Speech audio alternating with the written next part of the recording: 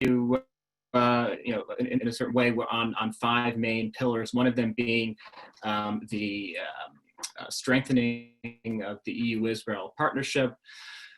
We believe that is mutually beneficial and it helps both sides and really ought to be upgraded to a strategic partnership and with all that belongs to it. So in some ways it's a challenge, but in some ways it's also very rewarding to see the positive developments happening. Another topic we have to deal with is advocating for Israel's security, which sounds like something quite normal and natural to want to accomplish. However, the policies on Iran or Iran's deadly proxy Hezbollah give us allow us to focus on these topics to highlight Israel's role, or rather Israel's security. And another pillar of our activity is combating anti-Semitism. We're here in Brussels, really at the forefront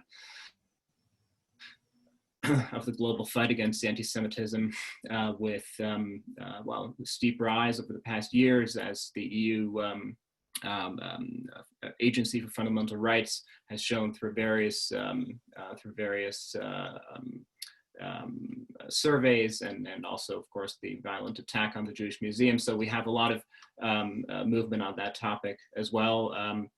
And finally, we're called the Transatlantic Institute because the transatlantic relationship, as some have said, very aptly, in my opinion, is really a part of the DNA of AJC. It's a really belief that the global problems and challenges we as a community of democracies and of all countries and nations in this world can combat any kind of problem most effectively if the transatlantic partners are sort of on the same page and how to address that. And yeah, that sort of sums up a little bit sort of what our activities are in terms of initiatives.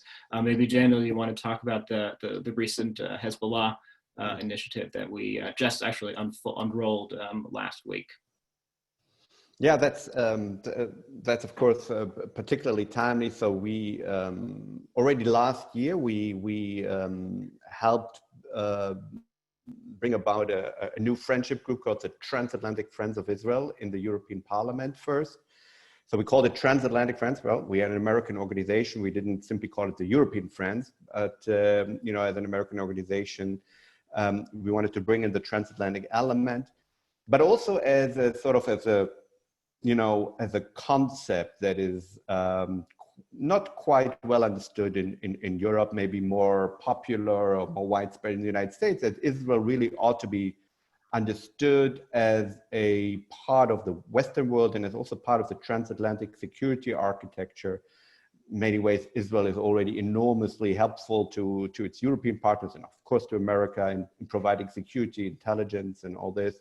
Israel is a crucial economic technology partner. So we wanted to underline this as well and also showcase the example of American bipartisan support to our European partners. And we want to bring together like-minded lawmakers from both sides of the Atlantic. So it started out in the European Parliament. We recruited members of Congress and also across national parliaments in Europe. And we now have, I think, over 70 lawmakers from several countries, national parliaments, and so forth. And we just unveiled the first truly global, in that respect, transatlantic initiative of this group by raising now over 240 signatures for a declaration calling on the EU to put Hezbollah in its entirety on the EU terror list. 7 years ago, the EU put the so-called military arm, which was a step in the right direction, and AJC was very much involved, including our office in Brussels. But this is obviously not enough. So we have brought together really in a very historic way, I can say, these lawmakers from both sides of the Atlantic, predominantly though, and this is on purpose, from Europe, to really show that there is a growing consensus in Europe that this is still a flaw in EU foreign policy that needs to be rectified. And we unveiled this just last week on the eve of the terror anniversaries of the terror attacks, 1994 in Argentina and 2012 in Bulgaria. And we will continue with this initiative throughout the year. Wow, it's really impressive, and it's really meaningful. The date, of course, on the eve of the anniversary of the Amiens bombing, it's really incredible, and we are incredibly grateful for the work that you and your team are doing on this initiative. You mentioned briefly the necessity to engage the EU in its relationship with Israel, and I think we'd like to know a little bit more about what that looks like practically. What does the relationship between the EU and the Israel look like? Is it economic? Is it political? Is it cultural? Is it social? Can you dive a little bit more into what that looks like? It's in many ways all of the above. And depending on what your particular mood is on a single day, you can say that glass is half full or it's half empty. So there are a lot of positives one can mention. The EU is collectively Israel's most important trading partner, which may surprise maybe some of our American viewers, that it's not the United States, it's the EU.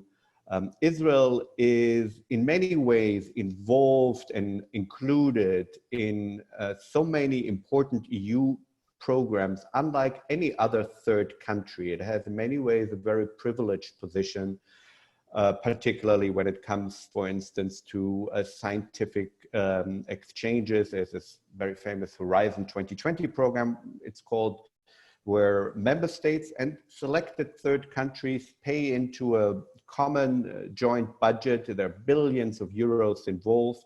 And then scientists from the individual countries can apply for grants. And Israel has, in the past, because of its great researchers, always taken out much more money from the pot than it had paid in. And there are many other examples. But at the same time, there are certain deficiencies that we are trying to overcome. There is an inhibition to go the next step with Israel, to really deepen and strengthen that relationship. And that is mainly due to political disagreements between the EU and Israel over primarily settlement policy. And our argument is always to our European partners that, while AJC shares some of this criticism, this ought not to stand in the way of deeper economic or scientific cooperation. Those areas ought to be separated. And we always cite the fact that, at the same time, the EU has deepened its relationship with many of Israel's neighbors in the region, and there are many, many important disagreements the EU would have with these countries. And it is quite a shame that the one and only democracy in the region has not yet benefited from this deepening of the relationship. And there are, of course, other issues, and Michael mentioned it earlier, when it comes to Israel's security, which the EU always says it is mindful of, but then when it comes to concrete policies such as Hezbollah or Iran, we would like to see more action from Europe. And so this is sort of the, as I said, that glass half full, half empty metaphor that is probably appropriate. Absolutely. And thank you for sharing a little bit more. Michael, I don't know if you wanted to add some additional points to understanding TAI's relationship, please. Absolutely. So what Daniel just outlined, I think, really summarizes well the sort of two sides of the relationship, that somehow a political disagreement, on the other hand, mutually beneficial ties. One sort of illustrative, vignette, if you will, of how this can play out on a policy level. We had just 6 weeks ago the passage of, or rather the ratification in the European Parliament of the EU-Israel aviation agreement. And this was sort of an agreement that had already gone through all the committees and jump through all the hoops, and it was really more of a technical, like, okay, let's sort of get this done and get the voting lists done. But somehow then, the annexation discussion had an impact here on some lawmakers trying to basically stall the procession of this agreement. So long story short was that to the last day, it was not clear whether it will be postponed or not. There was a vote on the setting of the agenda that very closely then decided that there will be a vote on the agreement, and we were worried about this because, in our belief, the topic of annexation, I think it's been widely discussed, as also our CEO David Harris mentioned. We reject annexation. On the other hand, we believe that this move to punish Israel for something that hasn't even happened would really amount to preemptive sanctions. So in that sense, we were concerned by this, and we delivered our arguments to lawmakers. Ultimately, it sort of went through the works and is now enforced, and it passed. But nevertheless, this is just one example of how political discussions can have an impact on real life, jobs and economy, and it's just something that certainly keeps us busy. And also, when you look at the fact that on that same day, a similar agreement with the People's Republic of China was rubber stamped without any further discussion that I'm at least aware of. So I'll just leave that close with that. I mean, not close, but end this part.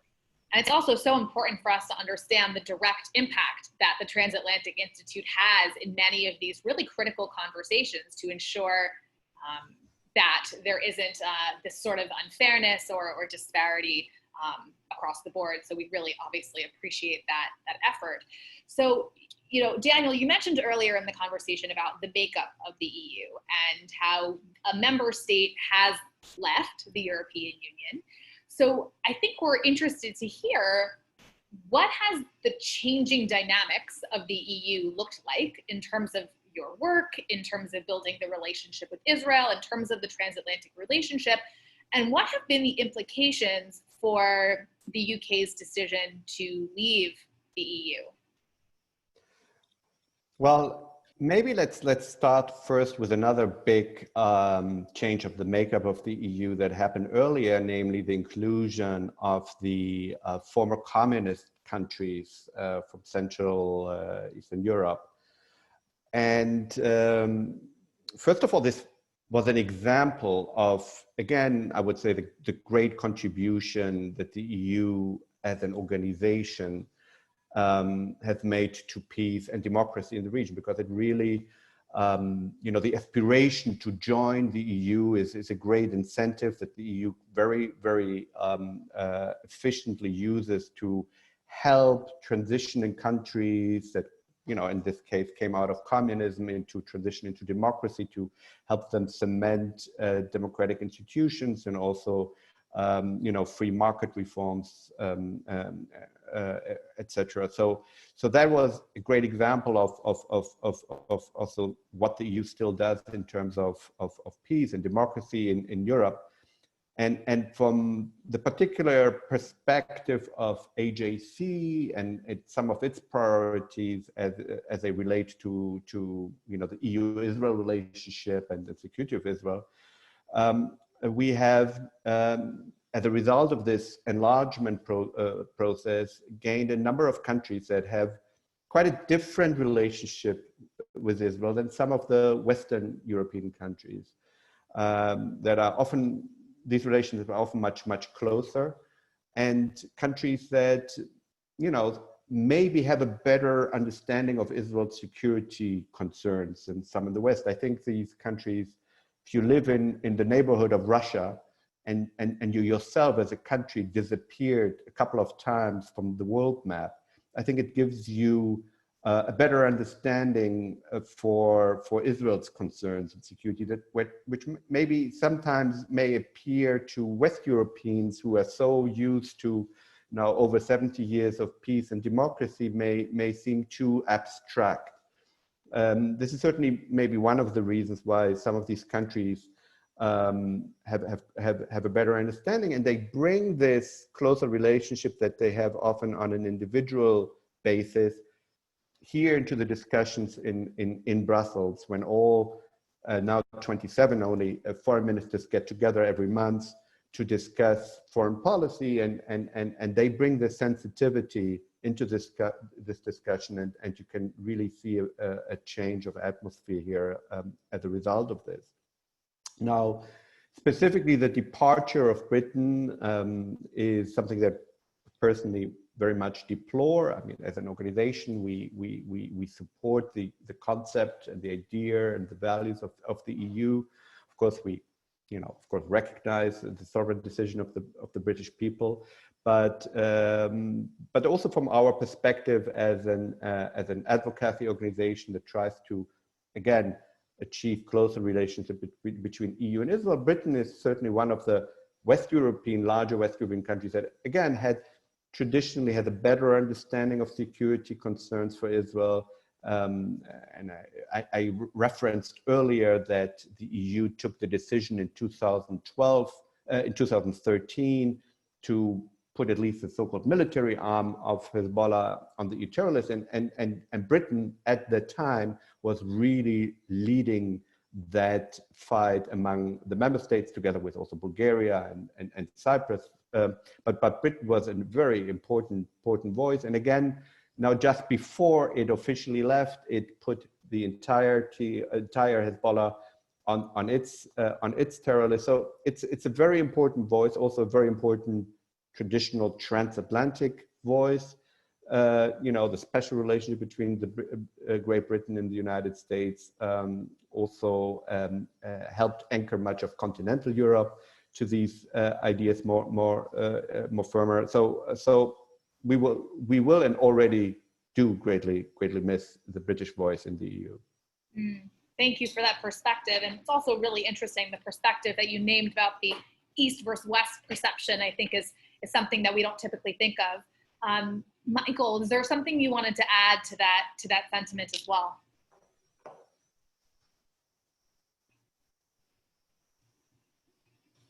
I think you're muted. Yeah, I mean, I wouldn't have a whole lot to add, except that there, from the post-communist states, some that just have very historic ties with Israel, that go back really a long way. Think of just the Czech Republic that really helped Israel during its War of Independence, and other countries in the region that see it in their interest to work closely with Israel.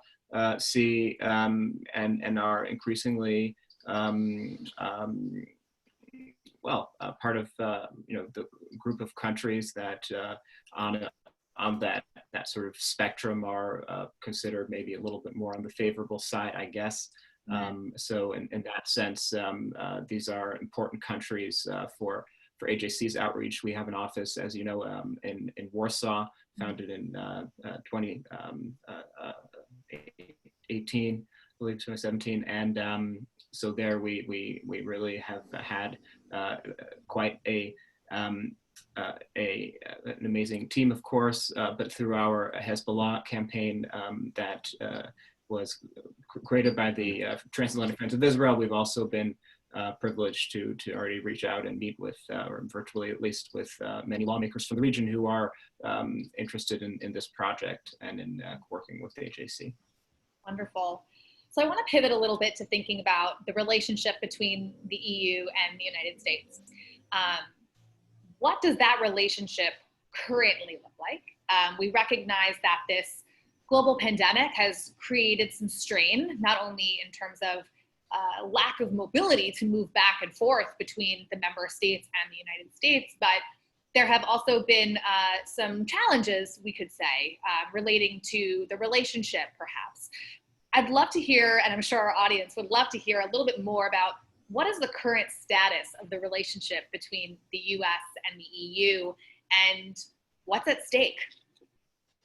Well, at stake is quite a lot because, in many ways, world peace or security depends on the functioning of the transatlantic alliance. And as you rightly said, and everybody's aware, there have been a lot of disagreement between Washington and many, if not most, EU member states, beginning on an issue that is very close to our agenda, Iran. The US withdrawal from the nuclear deal is one such friction point. Of course, President Trump's complaints about European contributions, financial contributions, material contributions to NATO. Maybe he brought it out more openly and aggressively than other presidents before him, but it is a long-standing complaint from many years back that also President Obama and Bush and earlier presidents complained about.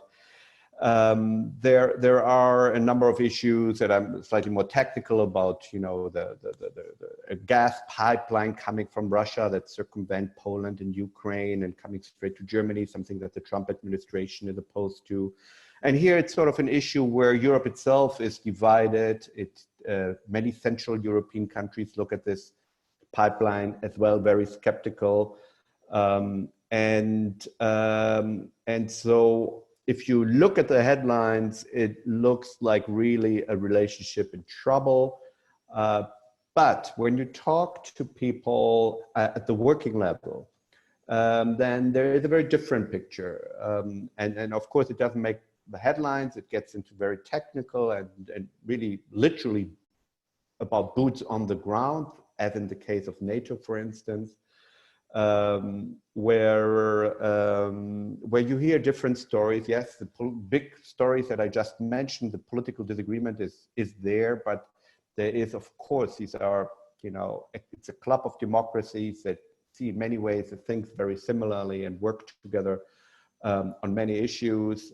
Also at NATO, despite the disagreements, again, technically, the United States has contributed more troops, particularly to the frontline countries such as Poland and the Baltic states, which is greatly appreciated. You hear about cooperation on Venezuela, on other issues of global issues. So again, it's sort of a mixed picture, and we are doing what we can to help, building bridges, right? Connecting European policymakers with US policymakers and diplomats and experts, and trying to facilitate an ongoing discussion, and in order to also highlight the common interests and common values over what sometimes in the headlines is much more interesting divides us. So I'm curious, so Michael, I'm wondering if you could share a little more, to what extent does US policy or even just the current atmosphere in the United States influence what's currently happening in the EU? Currently, the United States is not alone in this experience, but there's tremendous polarization, as have been discussed on numerous AJC Advocacy Anywhere calls, and we are seeing increases in this divide. To what extent does that cultural atmosphere, as well as policy, influence what happens in the EU? Well, I think I would sort of preface this by saying that people in Europe, especially within what is called the Brussels bubble, if you will, the group of officials and diplomats and lawmakers, are very much paying attention to what's happening in the United States with the presidential race. There is, I think it's fair to say,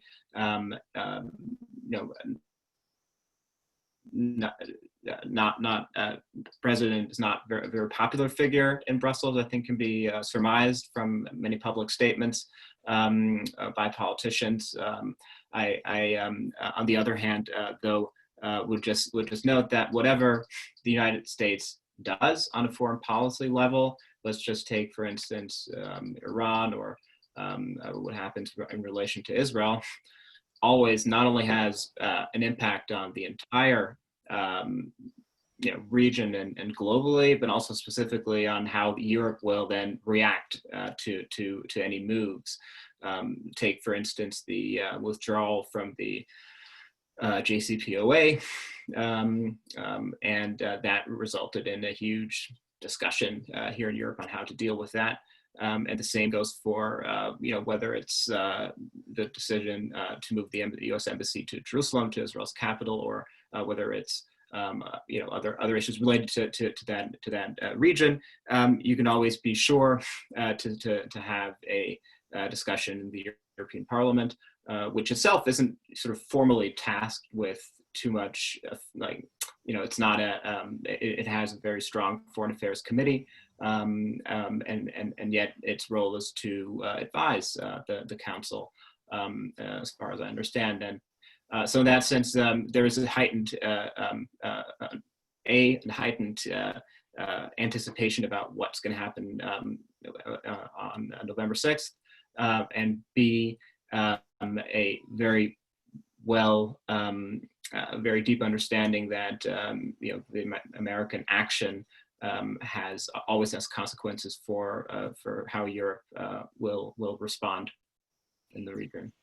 Indeed, I think we're all anticipating what the fall will bring, not only for the United States, but also for the rest of the world.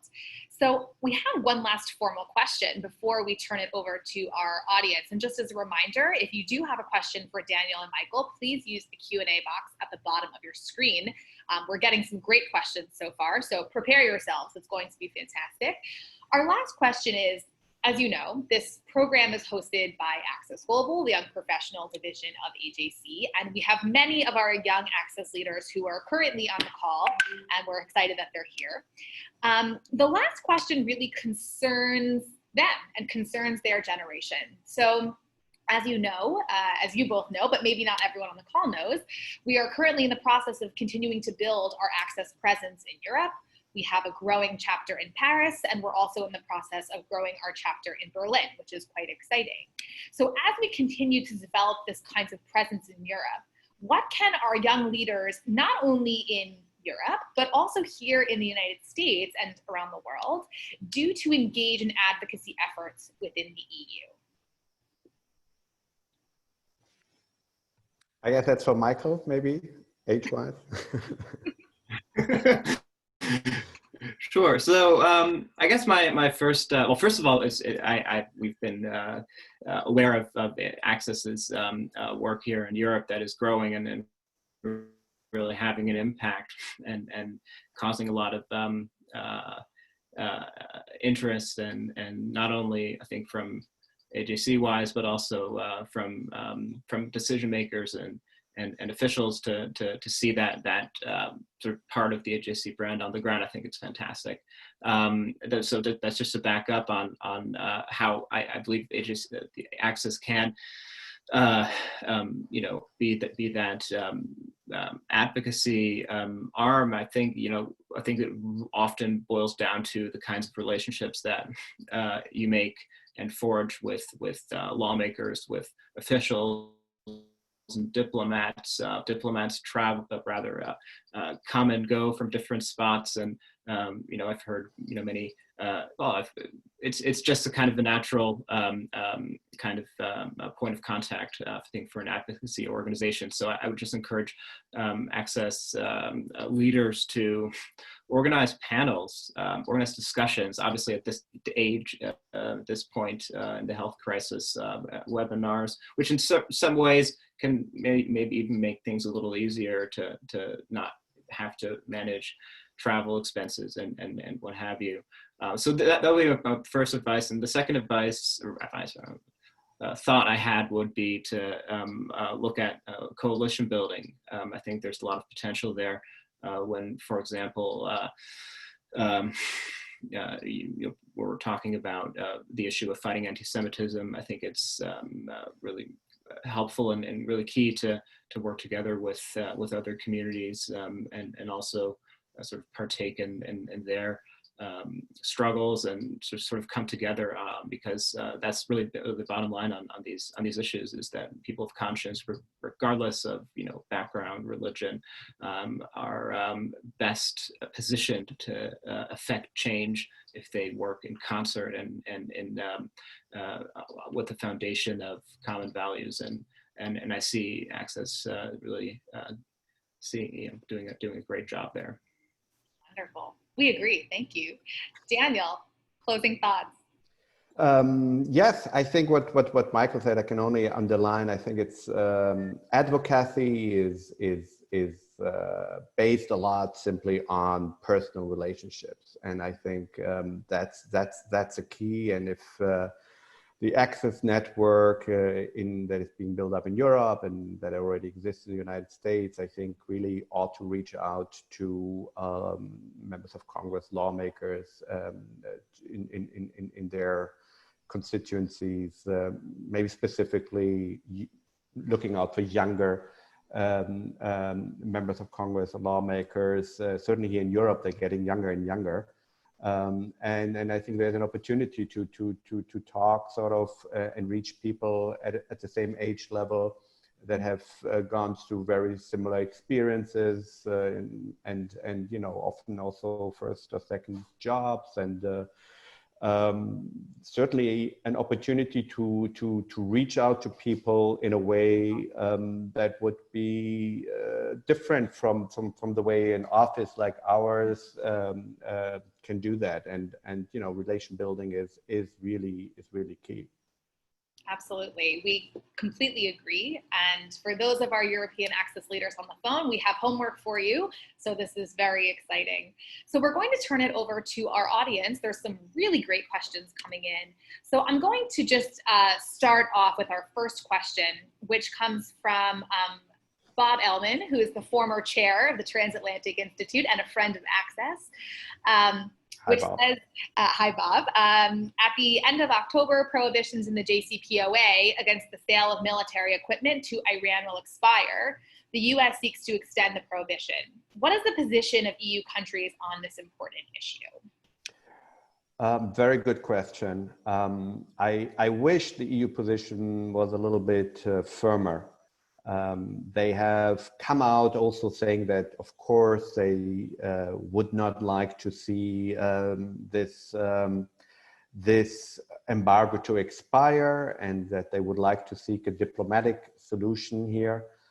But it appears, to me at least, from the outside, that really United States is leading these efforts, and I actually published an op-ed on this issue a few weeks ago in Newsweek, and where I lay out the sort of policy that I would like the EU to follow, where really a much more closer transatlantic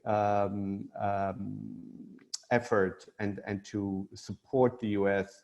Now it gets a little bit complicated. I don't know if I should even address it, but it gets very technical here. The biggest obstacles at the moment are, Russia and China that are opposed to any kind of extension. So the preferred way of extending this arms embargo would be by passing another UN Security Council resolution. And of course, Russia and China have veto powers.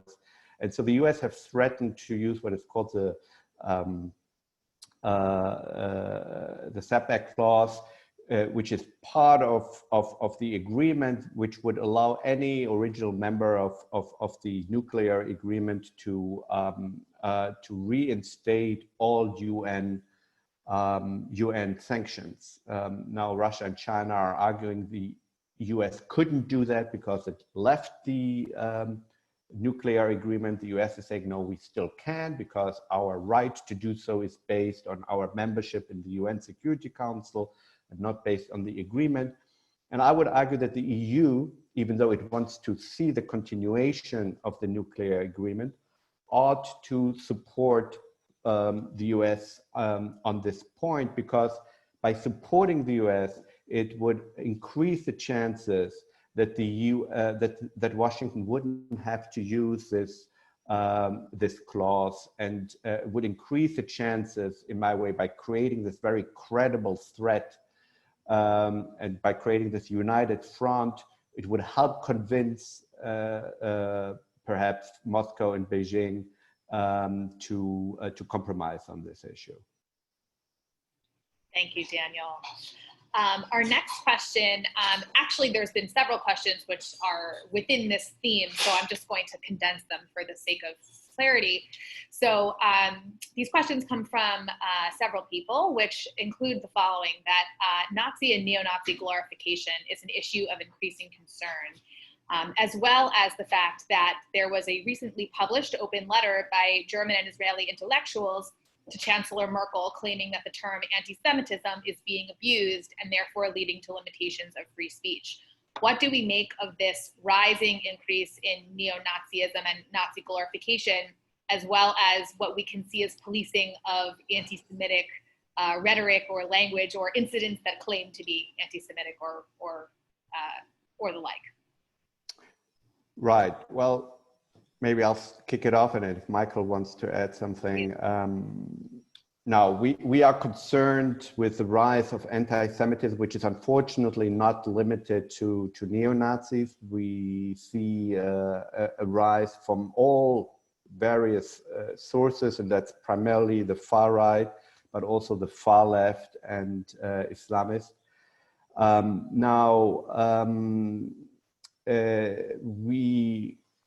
We have certain ideas of how to confront that, and we have to balance, of course, also the concepts of free speech with our fight against anti-Semitism, and also the fact that there are different interpretations and traditions when it comes to free speech between the United States, where it's much more libertarian, whereas in Europe there is generally a greater tendency to somehow limit what is considered hate speech or racist, anti-Semitic speech. Now, with regards to that letter, I assume the letter writers were talking about the IHRA working definition, the so-called IHRA working definition of anti-Semitism, which gives a number of examples of what's sometimes referred to as modern anti-Semitism. So not just the classical anti-Semitism that some people may be familiar with, or sometimes people want to reduce it to anti-Semitism coming from Nazis, but there's also anti-Semitism linked to Israel, when Israel as the Jewish state is basically treated like the Jew among the nations, when Israel is demonized, when the very right for the Jews to have sovereignty, irrespective of what the exact borders of that state ought to be, but the very right is denied, when Israel is compared to Nazis and so forth, that this is, according to the IHRA definition and according to AJC, anti-Semitism. But nobody is saying that this therefore ought to be illegal. To the contrary, IHRA working definition, it has no legal value. It's certainly simply a tool for people to understand whether this is legitimate speech you would entertain in polite company, or whether this is something you ought to oppose. And we think it ought to be opposed, that it's not limiting free speech. It's actually the other way around. The people who write the letter want to limit our speech. They want to keep us from telling them what you just said is anti-Semitic. Now, if they don't like it, they can argue. But basically what they are trying to do is to basically make us stop from labeling correctly as anti-Semitic of what they would like to say. That's a really interesting perspective, Michael. Yeah. So just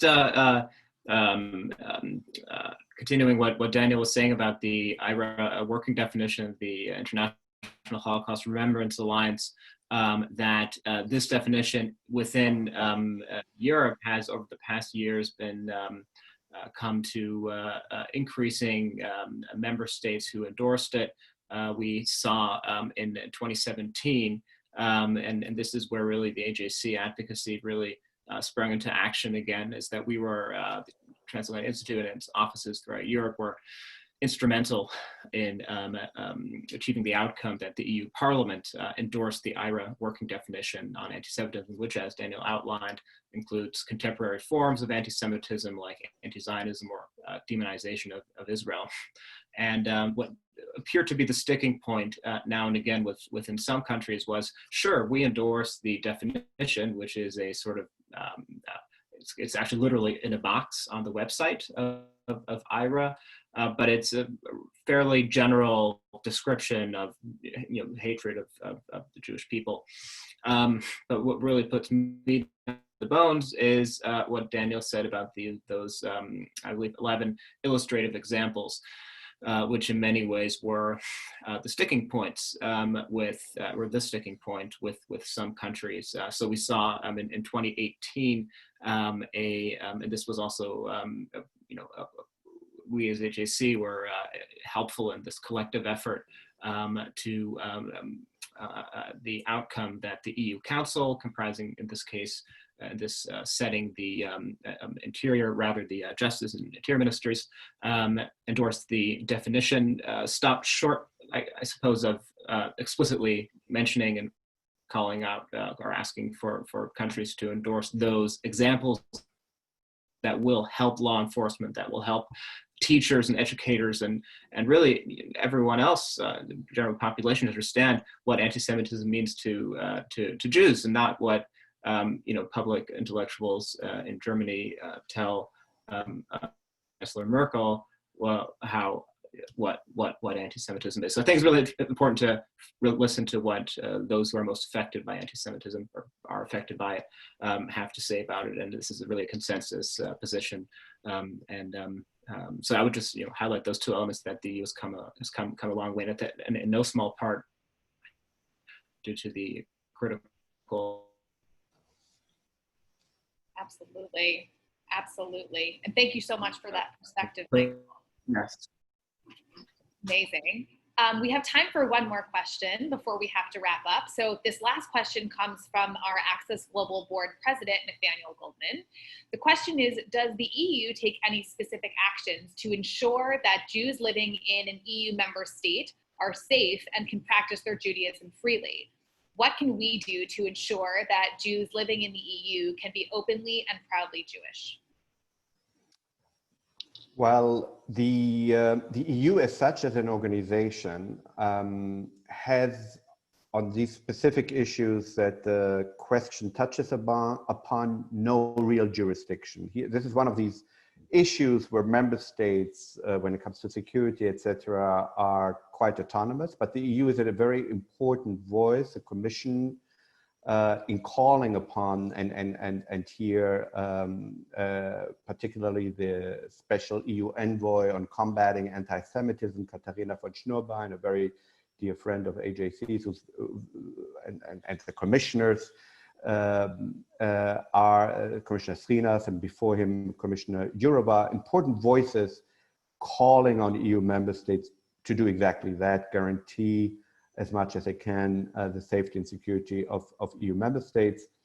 And it varies. It varies from member state to member state, where several member states such as Germany and France and also here Belgium do provide security in the form of police, or even here in the Belgian case, military, and also subsidies, funds for the community's internal security measures, such as reinforced doors and bulletproof glasses and cameras and all that is necessary. But there are member states that are still reluctant. Sweden, as far as I know, is still lagging behind in really recognizing the threat and doing something about it.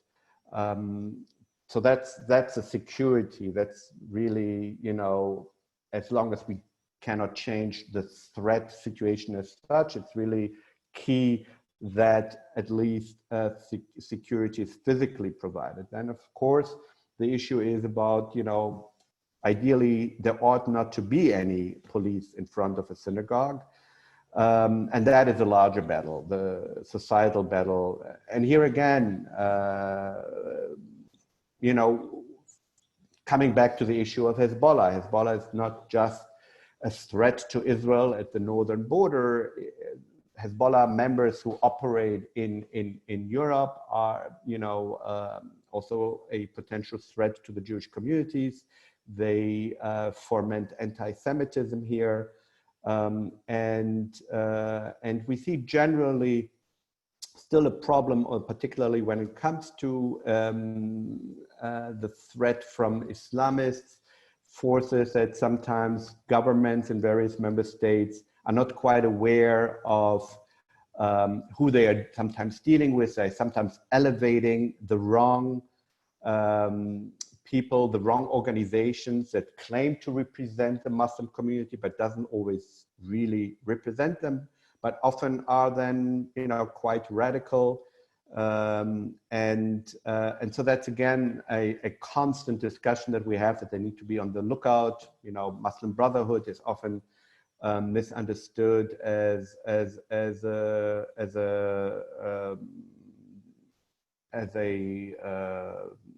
legitimate partner here, when many of their members often propagate not just anti-Semitism, but also homophobic, misogynist ideas and concepts. So it's a learning curve, and many things have improved, but we have to constantly engage policymakers, particularly our colleagues in the various member states, in Paris and Berlin, etc., to make sure that that some of these issues are really addressed. Thank you, Daniel. Michael, do you have any closing thoughts? Well, I would simply agree with what Daniel just said, 100%. We have, as AJC here in Brussels, our work cut out, many challenges over the past years, successes and reasons to be encouraged. We have a new commission in place, European Commission, new Parliament. We're eager to continue to grow the Transatlantic Friends of Israel together with our colleagues in Washington, D.C. and throughout Europe. So I would sort of maybe close with, from my side with that positive outlook. Great. Well, we started off with a conversation about the glass being half full, and I think Michael very aptly had us end with the glass half full. So we appreciate the optimism. I really want to thank you both for joining us. I know it's evening in Europe, so thank you both for joining us for this thoughtful and productive conversation. I want to just close by saying that one of the questions unfortunately, we were unable to get to all of our questions, but one of the questions asked about what can we do to train our European young leaders in terms of advocacy? And we all are on the same page in acknowledging this is something we are hoping to do in the near future.